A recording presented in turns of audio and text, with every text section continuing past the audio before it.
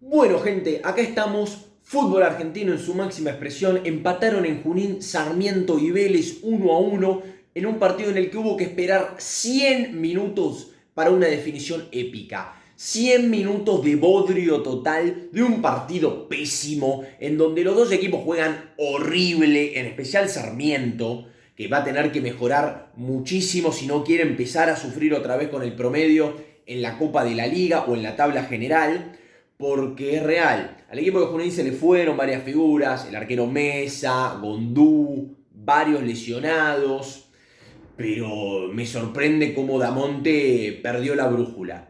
Perdió la brújula, el equipo no ataca, ni siquiera no ataca bien. Sarmiento tuvo 0 tiros al arco hasta la definición épica. Y defender tampoco es un equipo que dé muchas garantías defensivamente. Tiene que rearmarse Edamonte.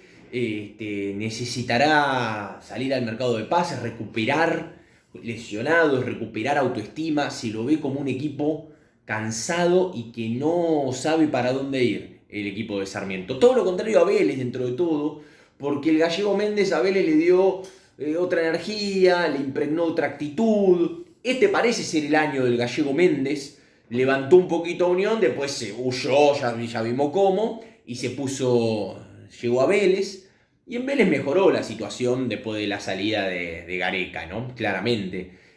Hoy Vélez jugó un poco mejor, sin brillar, porque Vélez es un equipo al cual le falta peso en el área, porque después de unos primeros minutos donde el partido no se definía, paulatinamente fue tomando más protagonismo el equipo de Liniers, con un buen rendimiento de Florentín, buenas jugadas principalmente de Castro, de Ortega, bien hoy Joaquín García como lateral carrilero por derecha. Me parece que tuvo trepadas interesantes, que Vélez le dé más espacio a los pibes de su club, con un Bou que alternó más malas que buenas, es verdad, porque si te digo que Vélez no tiene peso ofensivo, porque Bou no está en un buen momento, como tampoco lo estaba Prato, como tampoco lo estaba Hanson, pero bueno, Vélez está haciendo una depuración en ese sentido en ataque, y creo que el chico Santiago Castro aportó en ese rubro. Después en la mitad de la cancha jugó mejor que Sarmiento de Junín,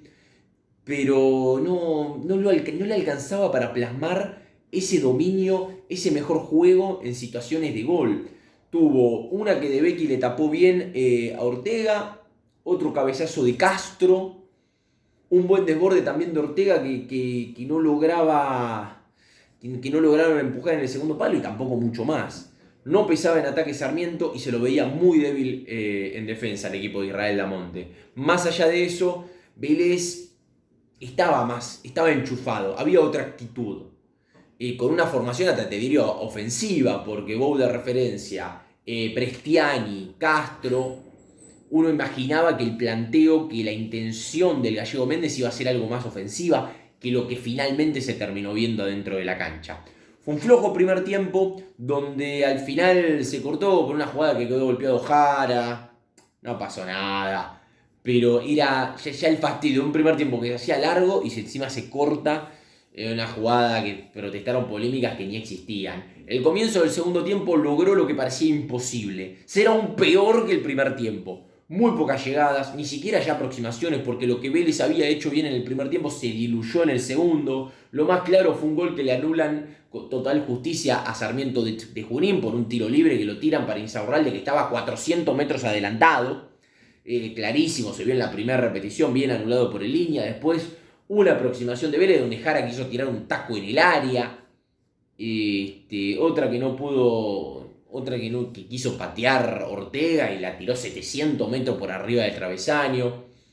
Muy poco. Con los cambios el partido siguió más o menos igual, si bien tuvo un Osorio de volea después de un buen desborde de Castro, pero no mucho más. El partido daba en el final para terminar con un 0-0, con un bodrio espantoso, bien de modo Snorlax, para dormirse antes de la cena del viernes, pero no. El fútbol argentino tiene estas cosas magníficas, porque se dio la gran acción de la noche, la gran polémica, la gran jugada también, porque Mónaco, que había sido de lo más interesante de Sarmiento de Junín, entró bien al partido a la noche, desborda después de gambetearse a 3 jugadores de Vélez, tira el centro al segundo palo, llega a Toledo con García, cae al piso los dos y Araza cobra penal.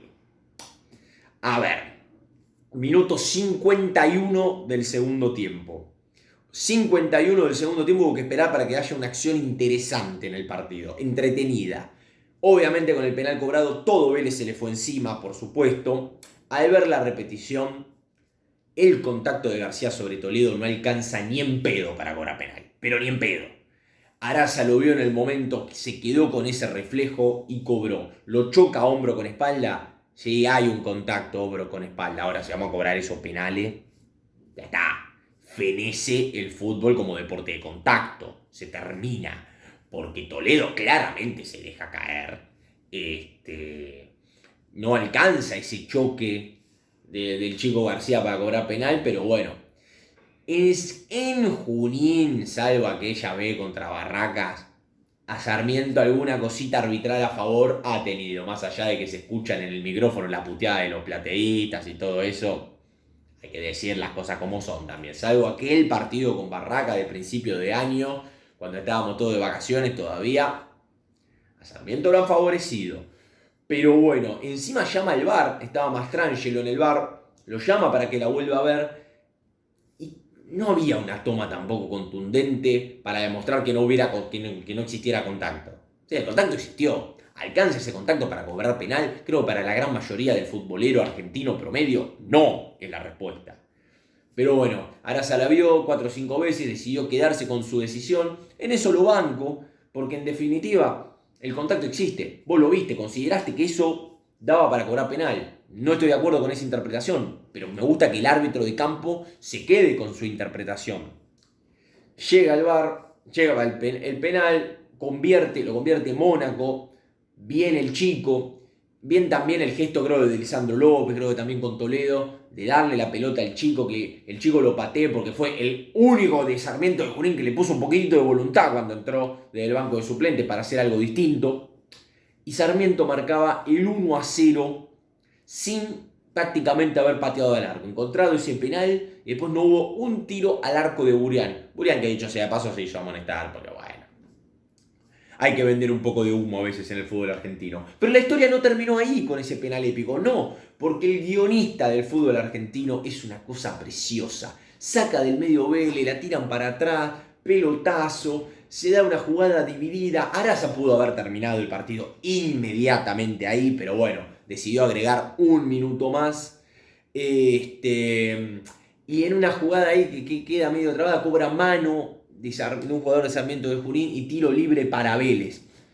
Qué sé yo, un tiro libre. Te cobró un penal a favor, Sarmiento. No te quejes más, Sarmiento. Dejate de joder. Un tiro libre a 30 metros del arco. Fácil.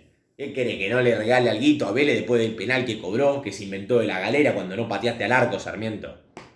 Tiro libre a 30 metros del arco, fácil el tiro libre. Lo patean a donde está De Becky. Porque esto también hay que decirlo. Lo de Becky. Tiro libre, suave, porque ni siquiera no fue potente el remate para primera división. De Becky da un rebote. Un rebote que pero de arquero amateur. Apenitas para el costado, con 3 jugadores de Vélez que fueron a atacar el rebote del arquero. Entró Jara solo, habilitado, y Vélez empata el partido 1-1. No pudo aguantar un minuto Sarmiento su ventaja. Así de mal defiende el conjunto de Junín, que extraña horrores a Mesa, porque insisto, el rebote de Becky fue malísimo.